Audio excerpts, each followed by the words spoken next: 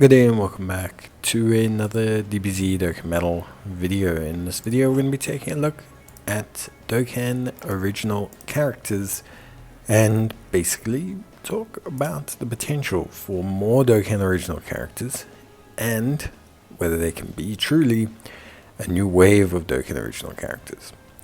Now when I say Dokkan original characters, understand that we get lots of different characters in Dokkan. We get crossover characters like Android 21. We get April Fool's themed characters like the Budo Goku. We get characters with unique animations like the Blue Vegito. We get tons of interesting new different animations. That's probably the most we get right now. Dokkan original animations are becoming more and more frequent, or at least adaptations of other animations for new characters. But really, when I speak about Dokkan original characters, I talk about combinations of units that just straight up don't exist. So the prime example of this is the quest mode units. We have the Broly and Trunks, the Tech Broly Trunks, and we have the physical Frieza and Final Form Cooler. Now, Dokkan original characters for me, as interesting combo characters, is probably the best way to go.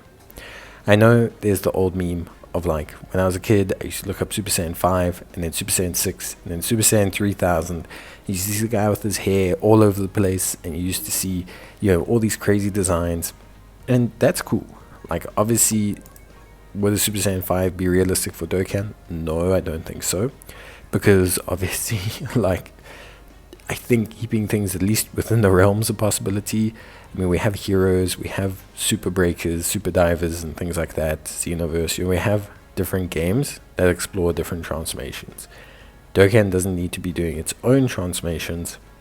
It doesn't even have its own character like Legends. But even if it did, it's okay. But I don't think new forms is the answer. But new combos of characters, I think, is probably the easiest and best way to go. The biggest issue with Dokkan being around so long, and with no new manga characters being involved just yet because of some legal disputes, the biggest thing that they can do is introduce new combinations of characters. Imagine, if you will, for example, much like how we have a tag Goku Vegeta, imagine we had a tag Ultra Instinct Goku Beast Gohan. How cool would that be?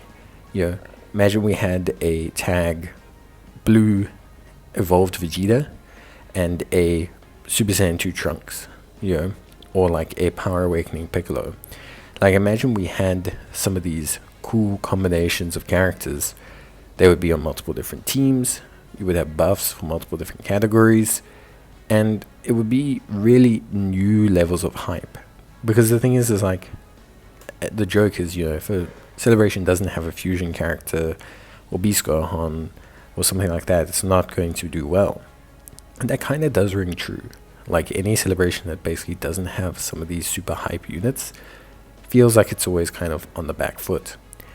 But what you can do is you can kind of create your hype unit by just combining two hype units. But who would say no to an SS4 Gogeta Super Saiyan Blue Vegito?